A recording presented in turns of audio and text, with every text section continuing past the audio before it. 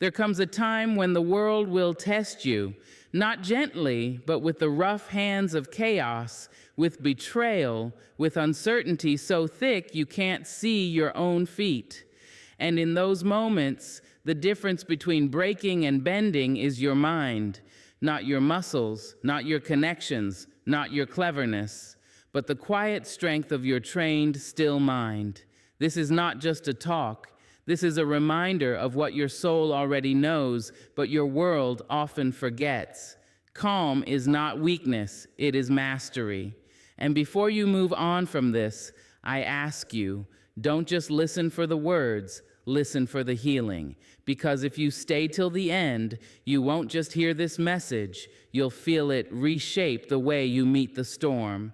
There is a silence that does not mean weakness. There is a stillness that does not mean surrender. In a world that rewards the loud, the fast, and the reactive, calm may seem like a foreign language. But make no mistake, calm is not retreat. Calm is not defeat. Calm is choosing your dignity over your impulse. Calm is standing tall in the face of storms, not because you have no fear, but because you have mastered the art of not letting fear master you. You see, anyone can shout. Anyone can slam a door, fire off a message, raise a voice, or stomp away. That takes no discipline, that takes no grace. But to sit still when the world around you is begging you to break, that's a kind of royalty. That's a quiet, sacred rebellion. When your mind is calm, you begin to live on a different frequency. You don't chase storms. You study the sky. You don't collapse into chaos. You learn to breathe through it. Many think that to be calm is to do nothing. That couldn't be further from the truth. Calm is one of the most active disciplines a human can practice. Because when you're calm, you are in control.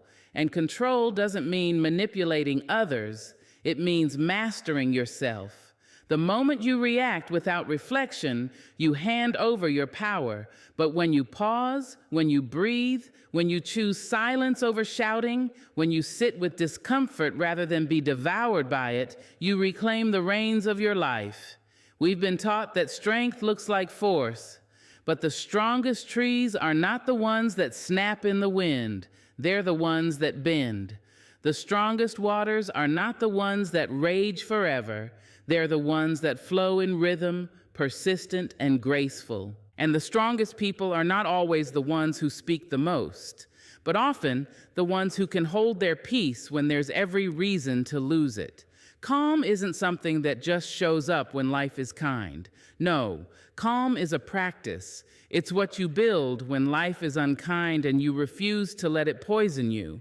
Calm is forged in the heat of arguments you choose not to escalate. It's formed in the disappointment you choose not to be defined by.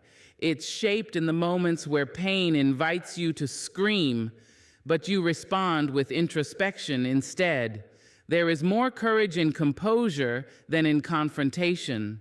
There is more power in the person who can walk away from provocation than in the one who always must win.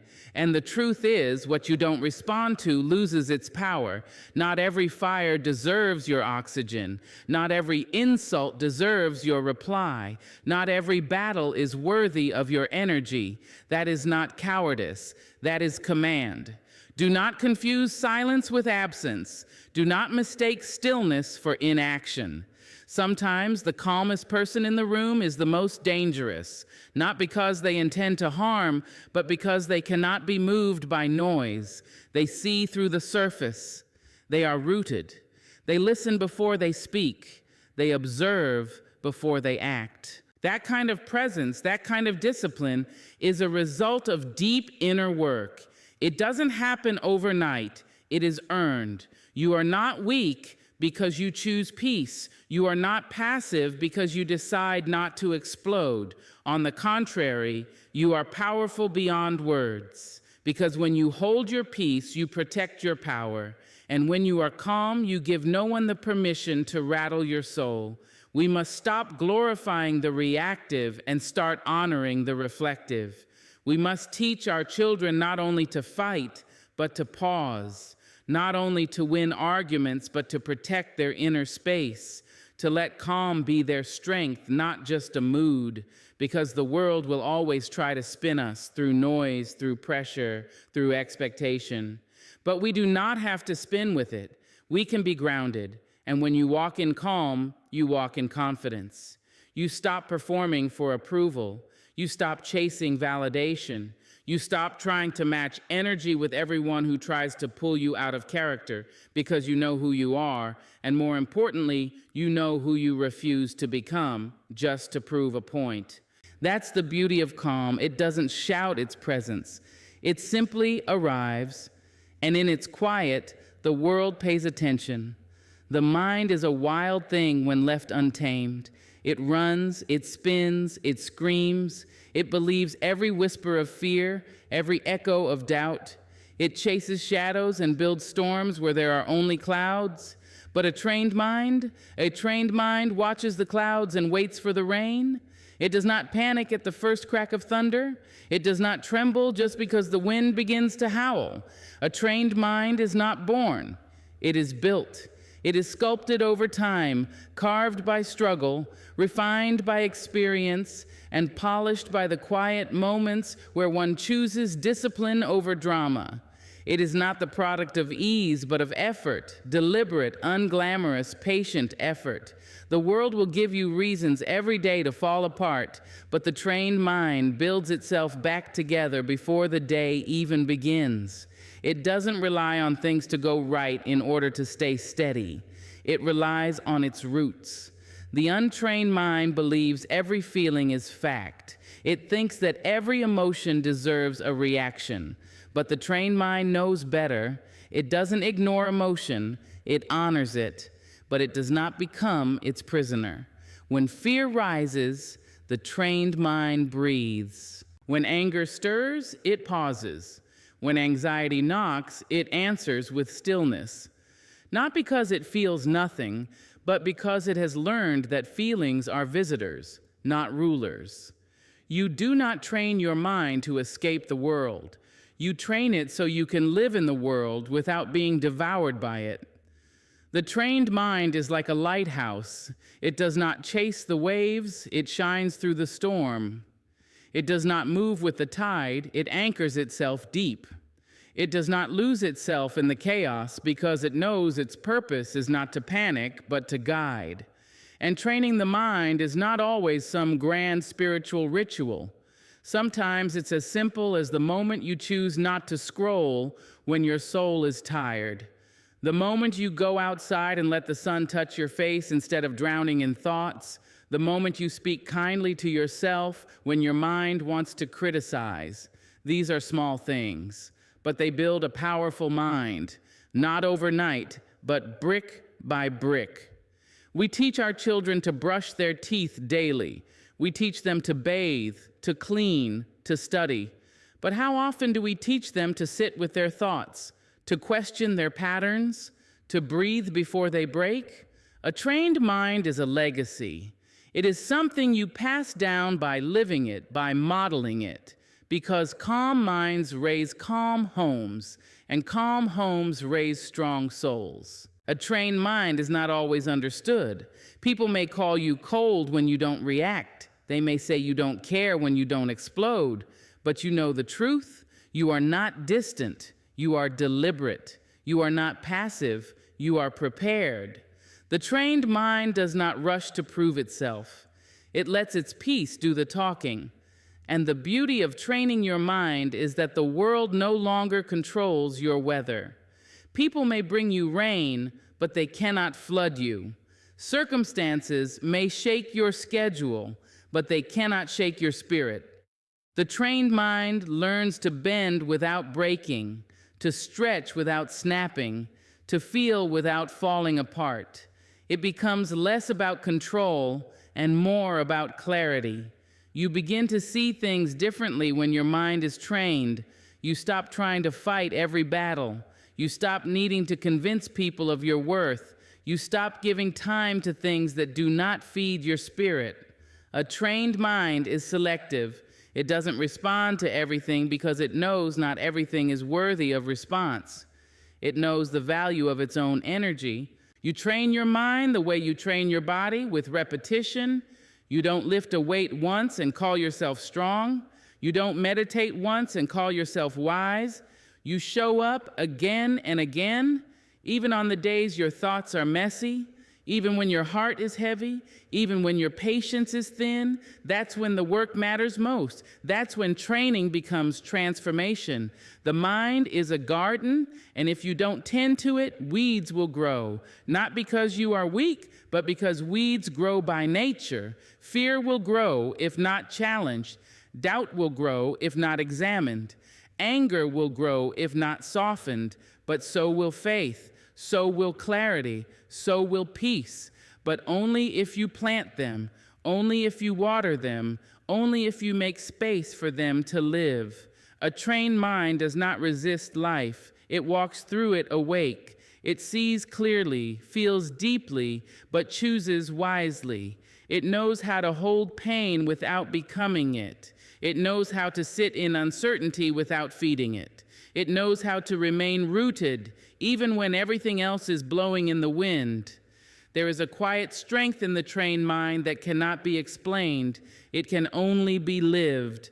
And those who carry it know there is no greater freedom than being free from the prison of your own panic, no greater wealth than peace of mind, no greater triumph than the moment you remain calm in the face of everything that once made you crumble.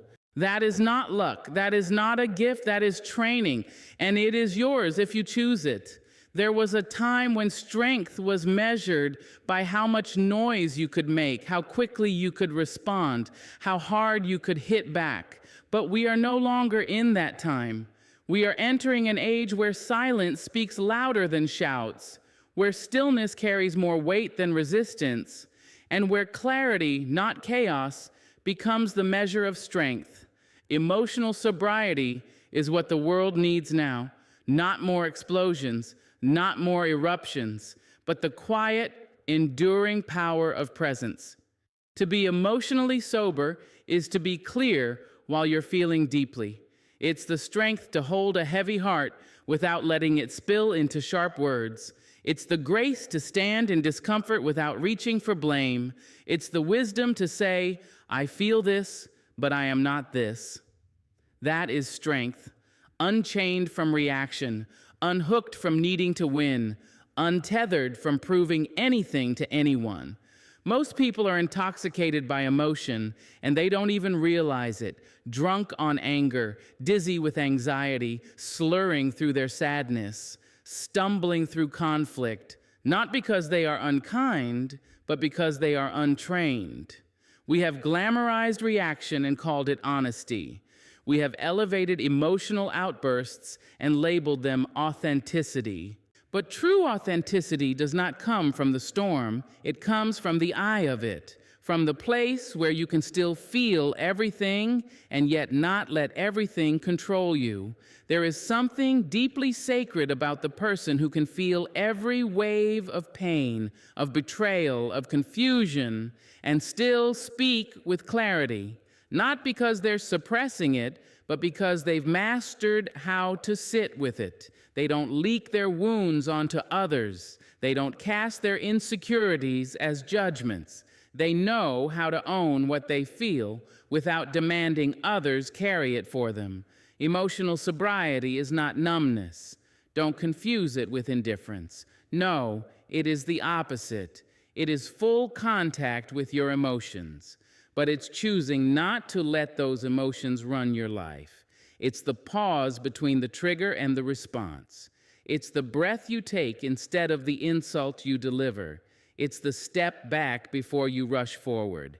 That pause, that breath, that step, that is the birthplace of true power. In a world where emotional impulsiveness is normalized, those who practice restraint are often misunderstood. But the emotionally sober don't mind being misunderstood. They're not in it for applause. They're not trying to perform stability. They're building it day by day, thought by thought, and not just when life is calm, but especially when it's not.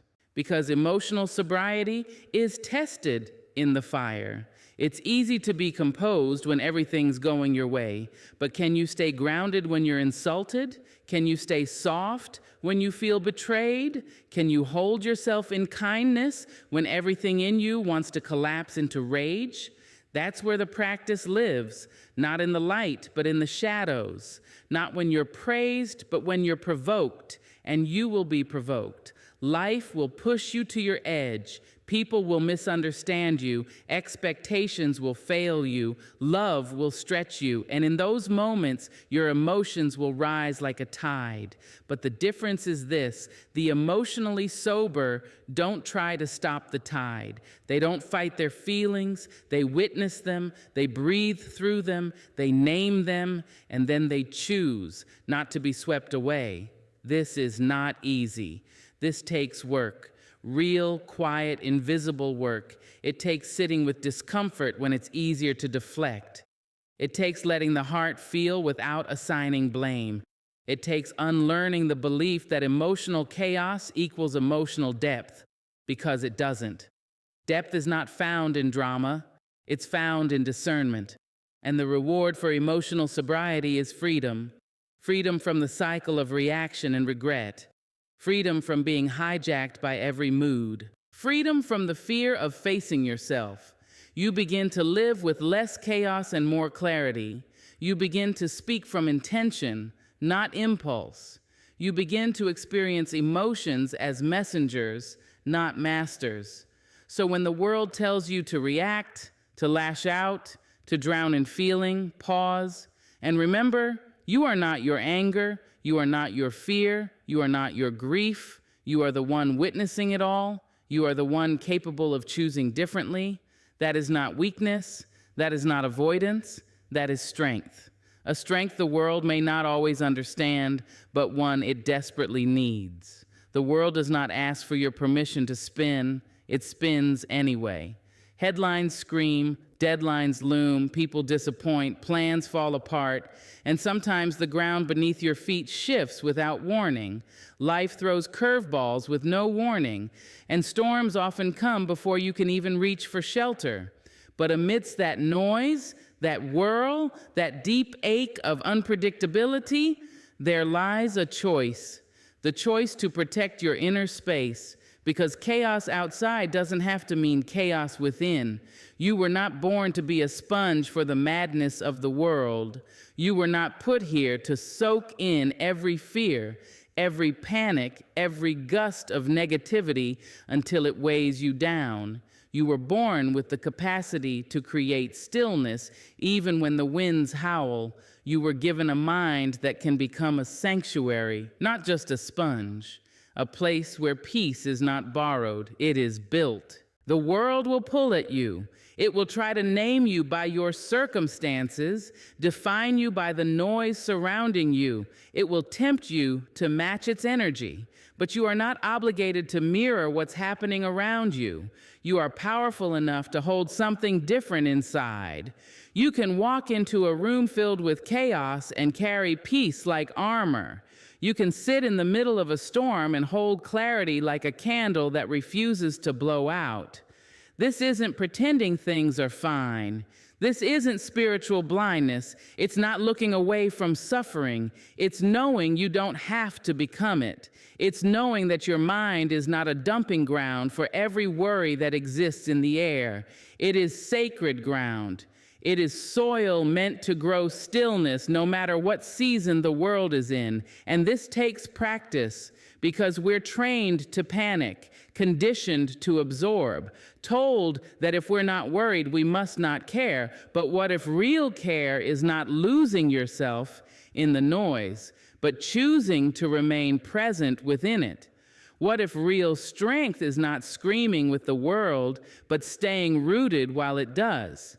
You do not have to answer every alarm. You do not have to run with every rush. You do not have to join every argument, fight every fire, absorb every fear. You can respond without reacting. You can care without crumbling. You can walk through the fire and not become the flame. That is the difference between reacting to the world and relating to it. That is the heart of inner freedom, and you will be tested. People will bring you their chaos, wrapped in urgency and heat. Life will crash through your doors uninvited. Loss will arrive without explanation. Noise will rise like a tide, and it will try to take you with it. But if you've built an anchor within, you'll float. If you've tended to your inner calm like a garden, it will grow even as storms pass overhead.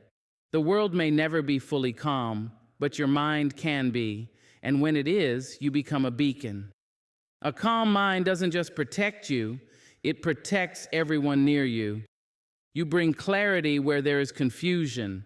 You bring breath where there is panic. You bring pause where there is reaction. You become the person who doesn't just endure the storm, but transforms in it. But make no mistake, this peace is not passive. It's not about checking out. It's not about ignoring injustice or avoiding grief. It's about showing up with presence, not panic. Responding with grounded truth, not scattered fear. It's about being a steady drumbeat in a room full of noise. A person who can be shaken, but not shattered. Because when you know how to be calm within, the chaos without loses its grip on you. You stop being at the mercy of the next mood, the next crisis, the next unpredictable twist. You begin to lead yourself, not follow the storm. And there is something deeply beautiful about a person who has built this. You can see it in the way they breathe, in the way they listen, in the way they move slowly when the world demands urgency. They are not cold, they are conscious, not detached, they are deeply connected. And it's their calm that creates room for clarity, for healing, for others to breathe easier simply by being near them. So when the world gets loud, and it will, remember you are not required to become its echo. You can be the stillness that softens the sound. A mind in chaos cannot see clearly. It rushes, it reaches, it reacts. It grabs at the loudest voice, the quickest fix, the safest illusion. A mind gripped by panic cannot choose wisely, because panic wants urgency, not truth. It trades peace for speed and discernment for survival. And when decisions are made in that storm, they often leave wreckage behind. But a calm mind does not hurry. It listens, it observes, it waits for the truth beneath the noise to rise, and only then does it move. It is not that the calm mind doesn't feel the pressure. It feels it and refuses to be owned by it. It does not run just because everything screams now. It knows that clarity lives in stillness, not in haste, so it pauses, it breathes. It turns down the volume of the outside world and tunes into the deeper wisdom within. It has learned the difference between reacting and responding, and it has chosen the latter as a way of life. Most of the time, when we regret a decision, it's not because we lacked options, it's because we lacked quiet. We said yes when we meant no, just to avoid discomfort. We walked away from what mattered because fear spoke louder than intuition.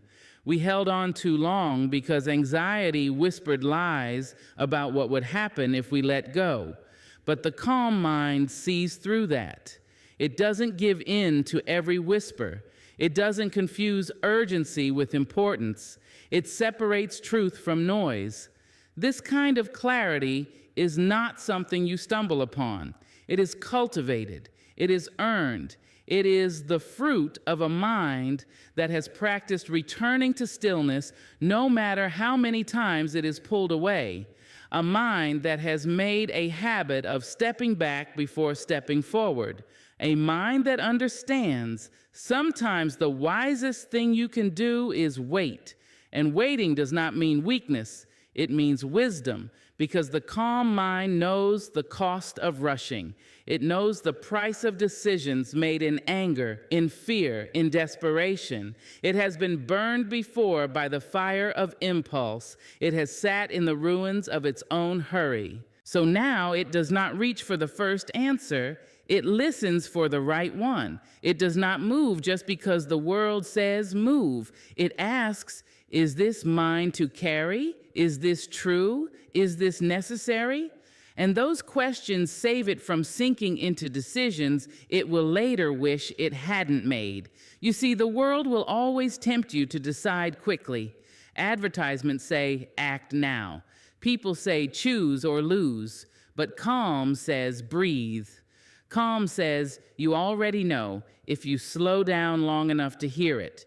Calm doesn't need to convince anyone. It simply knows. It doesn't get tangled in proving, defending, or persuading. It walks softly, and it sees things others miss because it's not in a rush to be right. There's strength in that kind of quiet knowing. It doesn't shout. It doesn't need applause. It simply stands rooted in the center of itself and chooses with care. And care, deep conscious care, is what's missing in most decisions. The kind of care that says, what's best for my future, not just my feelings today.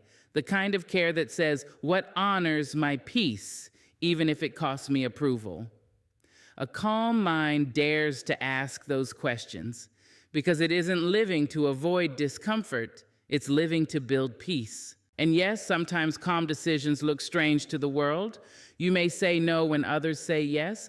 You may walk away when it looks foolish. You may take longer when everyone's racing ahead.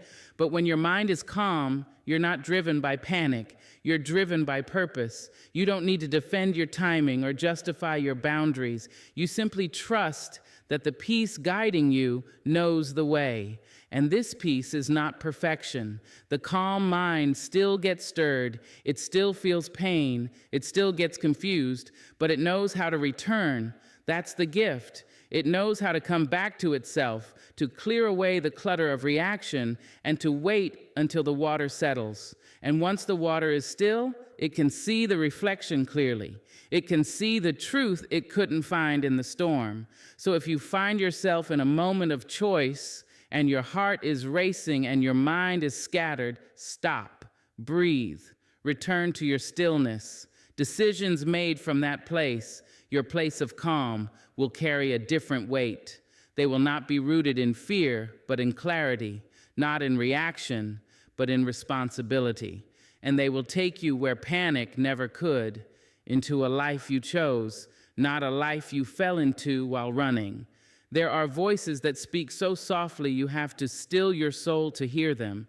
They do not shout. They do not beg for your attention. They wait with patience, with grace, with a kind of knowing that stretches beyond time.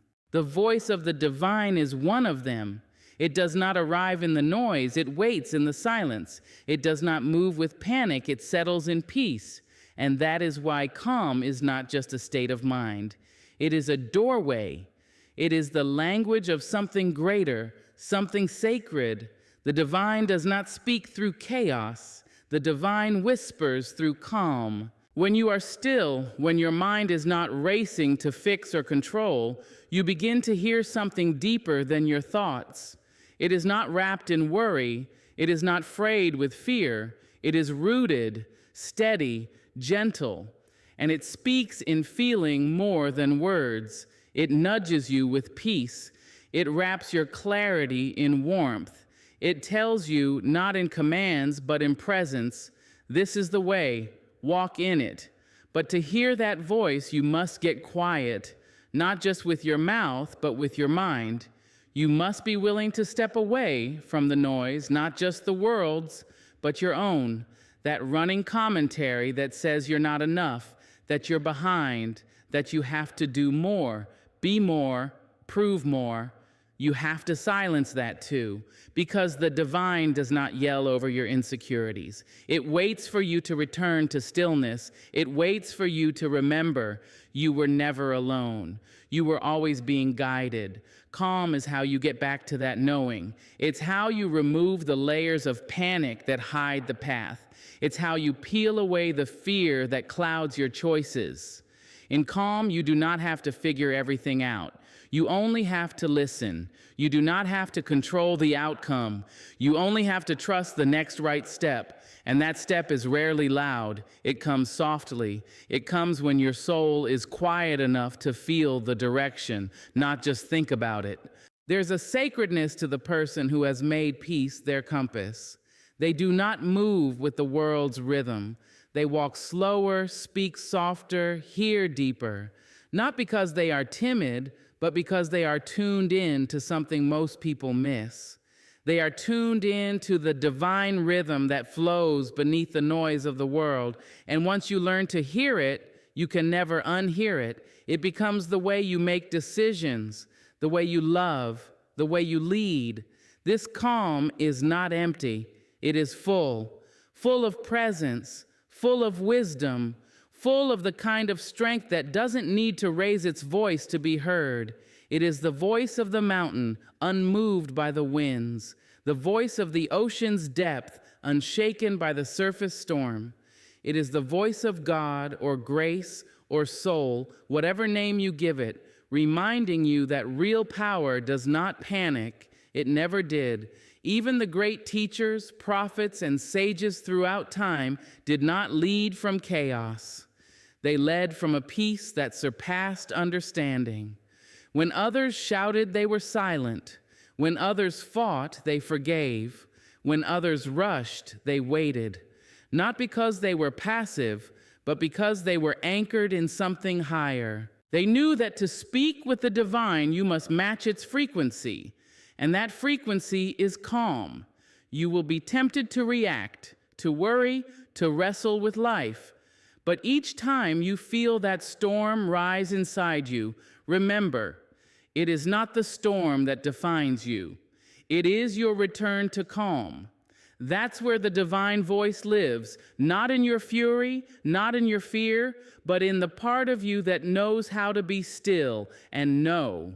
Know that you are held. Know that you are guided. Know that you don't have to shout to be heard by heaven. And it is not just for the monks or mystics. It is for you, for the single mother trying to find peace in a noisy world, for the worker navigating uncertainty, for the young soul searching for their way. Calm belongs to you. It is your birthright. It is how the divine reaches you in the ordinary, in the moment before sleep, in the pause before a decision, in the breath you take before speaking. That calm is not empty. It is filled with guidance.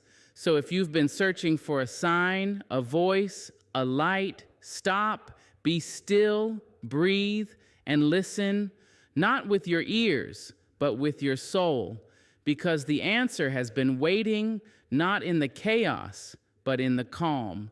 So the next time the world shakes, don't ask how to stop it.